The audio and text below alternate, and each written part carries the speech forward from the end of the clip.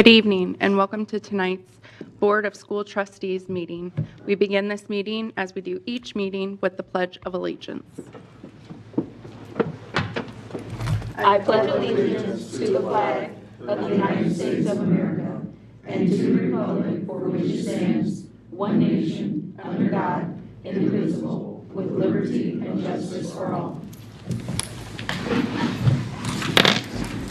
And now we have roll call of members. Good evening, Steve Corona from the 5th District. Julie Hollingsworth, District 1. Jennifer Mathias, District 2. Ann Duff, Member at Large. Riley Booker, District 4. Noah Smith, District 3. And to my left, we have Dr. Mark Daniel, Superintendent, and Angie Filler, Clerk of the Board. And I'm Maria Norman, Member at Large. All right. So this evening, we start with the consent agenda, which includes approval of minutes from the June 12th meeting, vouchers and payroll, and the personnel report. Is there a motion on the floor? So moved. Second. Thanks, Ann. Thanks, Steve. Dr. Daniel, was there anything that you wanted to highlight? After. After, okay, yes. That's becoming a thing. It is. Okay. All those in favor? Aye. Aye. Any opposed? The floor is yours. Well, thank you. So we have a new Miami Middle School principal, Shane Krager. Shane, how are you? If you would go ahead and stand up. Shane joined us in 2001, English teacher at Elmhurst High School. In 2004, he moved to Northrop, where he taught the same subject, and 11 years later became the assistant principal at the school. In 2022, he became the assistant principal at Miami Middle School. So Shane is now moving into the principalship role, replacing Jeff King. So congratulations and wish you the best.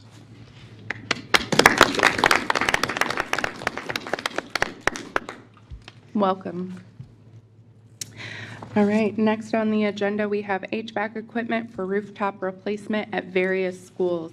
It is recommended that the board approve the purchase of HVAC equipment for rooftop replacements at various schools from Mechanical Solutions of Indiana for $541,250. It looks like this was broken into two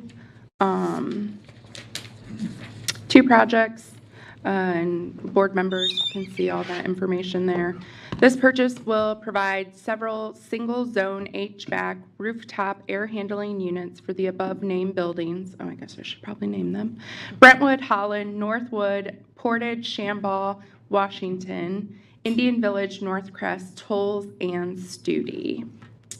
The equipment is being pre-purchased now and will be assigned to an HVAC contractor at a later date. The project will be funded by the ESSER grant. Darren Hess is here to answer any questions. And board members, you can see the two different bids there, again, with the bid going to Mechanical Solutions of Indiana. Is there a motion on the floor? So moved. Thanks, Ann. Second. Thanks, Julie. Any questions for Darren?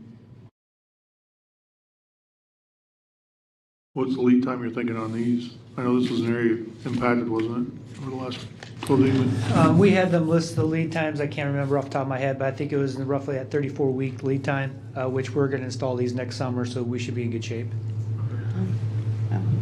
I know you want to, but can you not leave real quick? I had a question for you after the meeting. Sure. Totally related to this. Sure. Thanks. Any other questions for Darren? Okay. All those in favor? Aye. Any opposed? Next up is BenQ interactive displays with mobile carts. It is recommended that the board approve the purchase of 100 BenQ interactive displays with mobile carts from B&H Photo and Electronics Corp. of New York for $350,628. This purchase provides cart-mounted 75-inch 4K BenQ interactive displays to 47 elementary core subject classrooms, 48 for the initial implementation into some middle and high school math and science classrooms, and 5 additional units to be used throughout the district as needed. The interactive displays provide precise 40-point multi-touch functionality with internet connectivity, creating a responsive and interactive learning experience that promotes collaboration and creativity. Funding will come from the ESSER grant and the Common School Fund loan. Invitations to bid were sent to 10 prospective bidders with 3 responding. The original bid was 52 units. B&H agreed to hold this price for 48 additional units after CSF funds were confirmed by the state. And you'll see board members received those bids, and with B&H coming out at the top. And Kevin Grubel, technology manager, will be available to answer any questions. Is there a motion on the floor? So moved. Second. Thanks, Ann. Thanks, Steve. Any questions for Kevin? Kevin, I have several questions on these interactive screens. So if you could refresh my memory, these are the same screens that or very similar to, that we put into all of our elementary schools last year. Is that correct? Yeah, the same style, same interactive screen, different manufacturer, but the same educational need, the use, and the technology, yeah. Okay, and so at that point, we were putting them into all of our elementary core classes, and now we have additional classrooms that we're putting them into? Yeah, so the initial purchase was based off the school year 21-22 numbers. So we were a year behind when we placed that order, just because of the numbers that we had. So this is coming back around, filling up the new allocations. Several schools have new classrooms that's being built. Arlington, Lincoln, Abbott, it's putting screens into there as well. And so how did you decide which middle school and high school classrooms? Just the math and science rooms, or how was that decided? So I don't know if we have exact locations for them just yet. Like I said, this is our first round through this. So I'll be working with the learning technology manager for exact placement. But we're gonna put these in as kind of a pilot and see how well they go and see if we can expand that. Okay, I have a couple other questions then. I've seen these utilized. Jack used them in a couple presentations that we've used. I've seen them in a couple classrooms that the teachers are using, but I've also seen them sitting in a couple other classrooms that aren't necessarily being used. How and who teaches our teachers how to use this equipment? Because they are pretty cool and they do amazing things, but I'm a little bit concerned that our teachers aren't necessarily getting the training needed to utilize the technology that we're giving them. So our technology district coordinators are the ones that help integrate that into the classroom. So they get around to the different schools as the principals allow them into the buildings for the training and stuff. Okay, so we have a new teacher 2-week training, and there's new teachers coming into our district. Is that part of that? Maybe that's a Ramona question. Is that this training on this technology part of that 2-week training? Different sessions that ignited, that technology coordinators will be offering different sessions, and that's one of the content areas they'll cover. And then also last year or the year before, we first rolled these out to the schools that's using them. Again, the instructional technology coordinators in the tech department, they also had sessions that were basically where teachers could sign up. And then again, they went to buildings where the technology was there that they could support building staff. So whether it was job embedded PL, that principals were bringing teachers together that morning, and they also did office hours at specific buildings. So if a teacher wasn't in our building last year, or they didn't get the training, or what do we do to provide that for them now? So we have building-based day PL that we'll be able to utilize with our teachers. We'll have the new teacher orientation days that we'll have. And then we have the district-wide PL day. And then also this year, with moving forward, that any professional learning as well as a refresher course will also have modules that teachers can actually engage in there that will show them how to integrate the systems within their classroom. Okay, so Ignited will have a session on? Yes, Ignited. Yes. Okay, because I was looking through that to see if there was a session for that, because I've spoke to several teachers that use these and love them. 3 to 5 times a day they're using them. They use them for sheets over. They were explaining really interesting things to me. Sure. But I've also talked to a few of the newer teachers who still thought it was a hands-on, trying to learn, And I'm all for putting technology in our classrooms, and these are large pieces of technology. I just want them to be able to utilize them and know who to call when they don't know what to do. Is it the Sure. instructional coach? Is it the technology department? Whom is the person to call up? Yeah. I think that, I don't know if that's through Ramona or wherever, but we need to get that out to these teachers and the new teachers or people who came in halfway through that didn't get to sit in a session for this. Yeah, and so to Ramona's point about this year's new teacher orientation is every new teacher will be going to Ignited. So they will have the whole curriculum map there of the sessions that they can go to, and they can choose the BenQ interactive session to go more in depth in that. And Kevin, if I could just share that at new teacher orientation, that the technology instructional coordinators will be given an overview to all of the new teachers before Ignited to share with them exactly the sessions that they're going to be engaged in at that time. Okay, So great. that's another way that we're going to highlight for all of our new teachers, the professional learning from the technology department that will be there. Okay. What about existing teachers? Do they go to Ignite, or are they required to go, or it's voluntary, or what, how's that work? I'm sorry, no, I didn't. Existing teachers, are they required to go to Ignite? Do they choose to go voluntarily, or how's that work? They choose to go voluntarily. What's our participation rate typically on that? Well, right now it's 600. Total, including new and staff and participants, or is that 600 attendees? Or That's 600 registered participants. is that just within our district or outside our district as well? I can't answer how many is outside the district.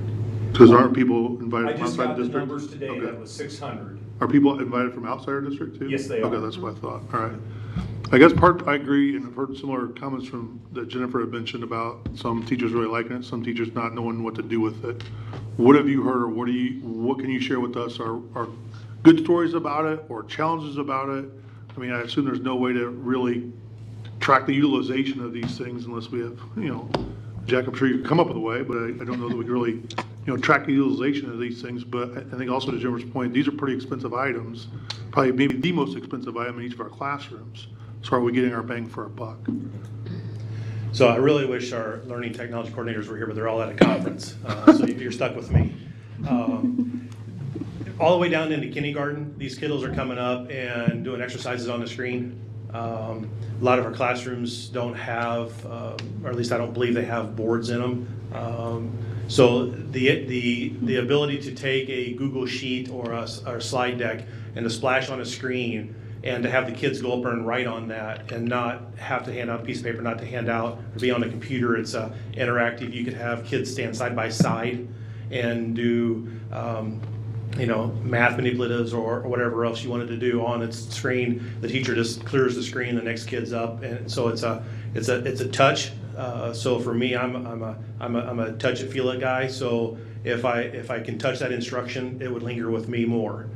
So seeing that in the lessons plan, that's some of the good stories we've heard. Unfortunately, I've not heard of them sitting around.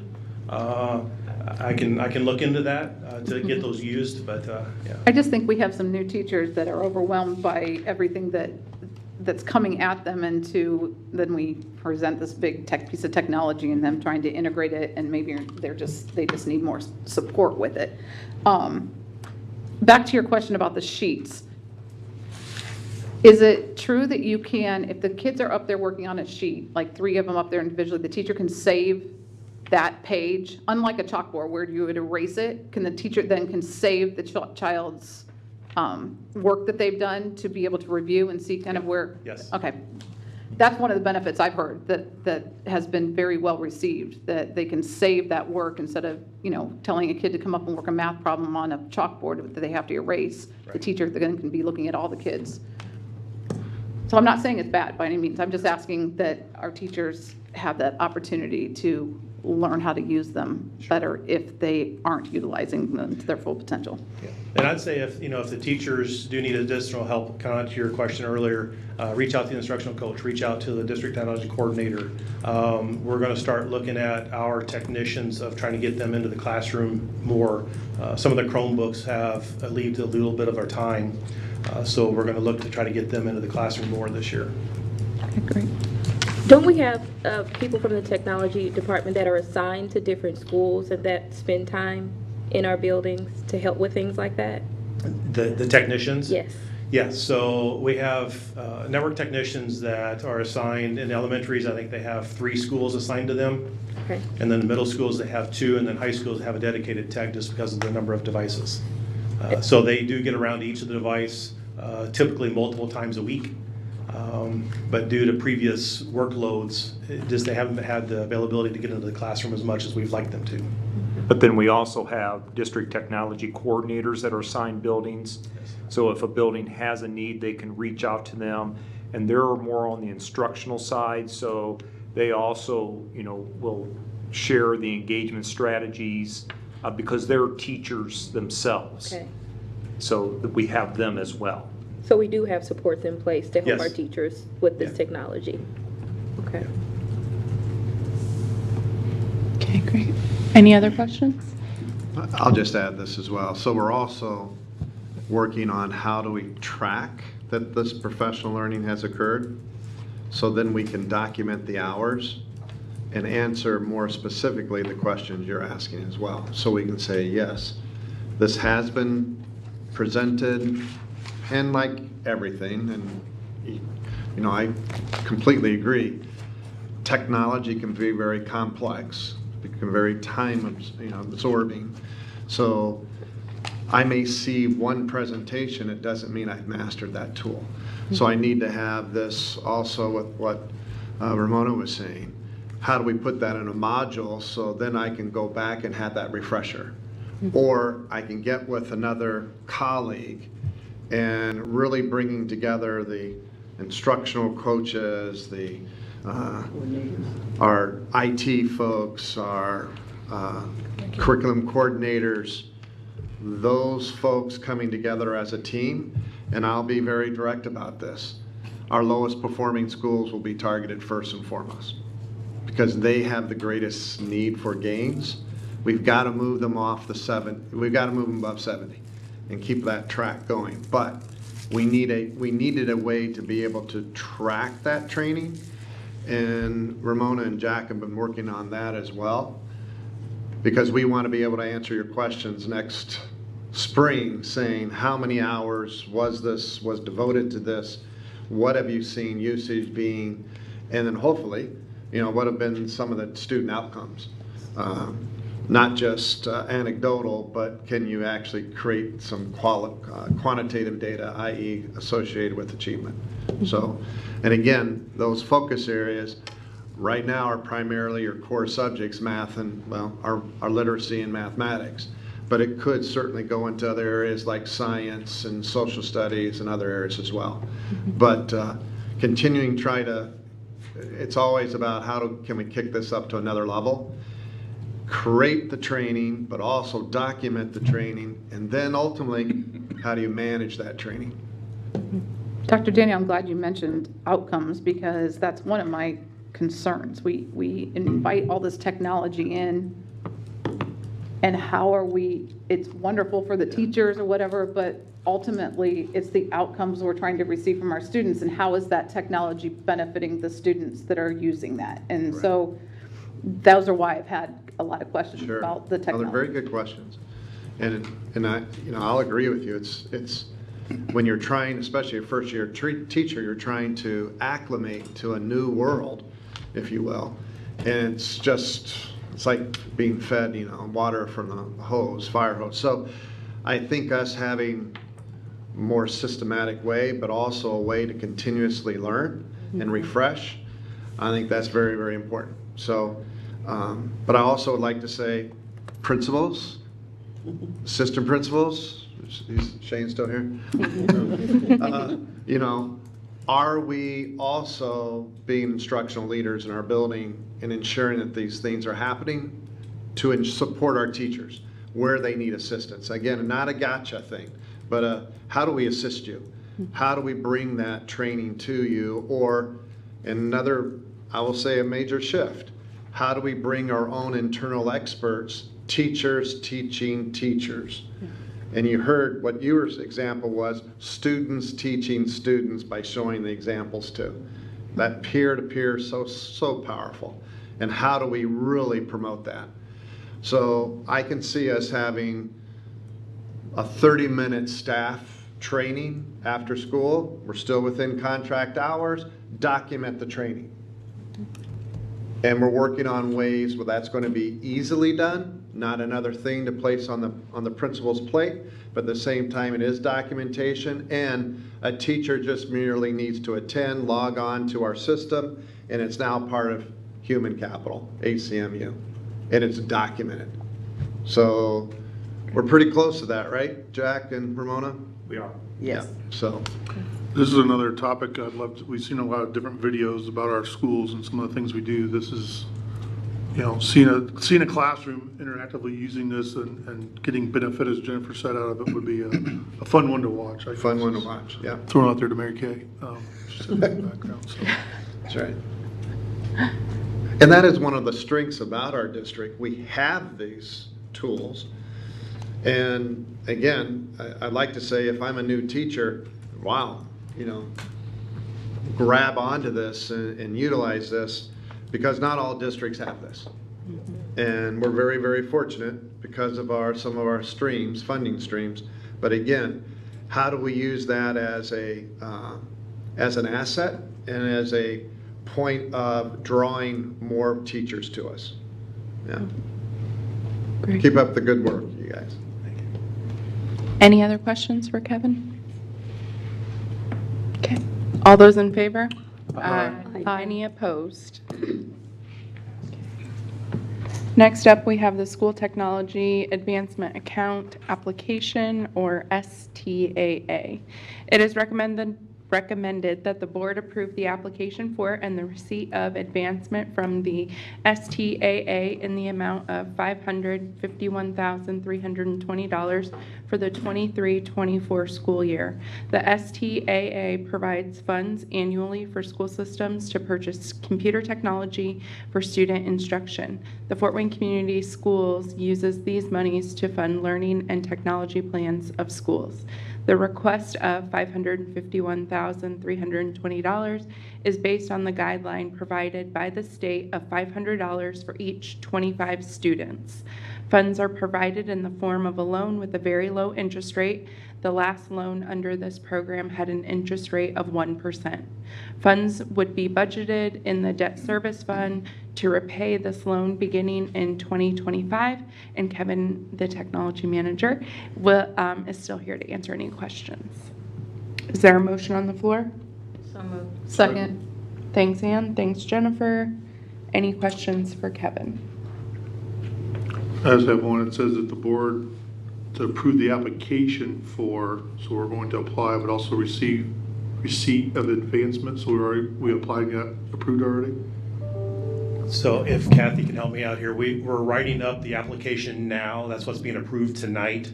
We'll file that application with the state, and then we'll receive the funding a month or two here in the future, and then we'll actually be able to purchase what's in the budget.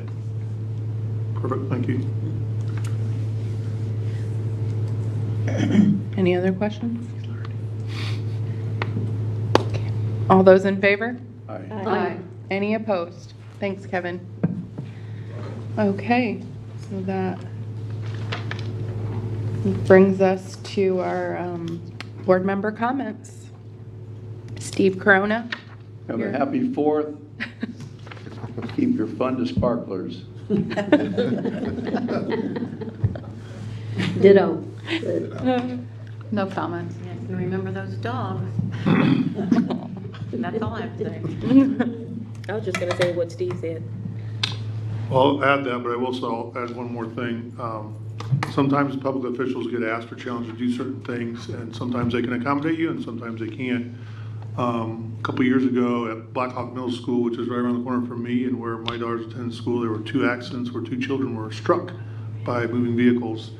And this last month, and I can't remember, you might have said something, or somebody might have said something previously, I forgot, but this last weekend I was driving by and the light was active and working. So I just want to thank the city. Nothing any of us could do here that we learned quickly as constituents were calling us. But we got some information through Darren and his team and through Dr. Daniels about who to contact at the city, and many folks I do know reached out to them after reaching out to me or others on this panel. And the city responded. A little slower than we'd hoped, but they got it out there. So I just want to thank you, the city, and appreciate their support on that. Hopefully they'll make our streets a little safer around there. That's all. Dr. Dale. Well, I did open the journal because that paper this morning saw the article about our Northside student who's heading to Notre Dame. Not this year, he'll be a senior this year, so Mr. Johnson. So it was I think Faye and I, Dr. Robbins and I had a little bit of a discussion. We thought, man, what if we had a billboard that listed our students that are going to the Ivy League type schools and put that out there so people can see oh my goodness. I mean, that's a wonderful thing to see one of our students. And if you read the article, you know, he did such a nice job of speaking to the press and saying how grateful he was for people who've been his support system. It was just a very uplifting article, and I can say it's proud to be a Fort Wayne Northside legend. Alum, that is. All right. I have no comment as well. Move adjourned, Madam President. Thank you, Noah. Thank you, Julie. All those in favor of adjournment? Aye. Thank you. You didn't beat the record.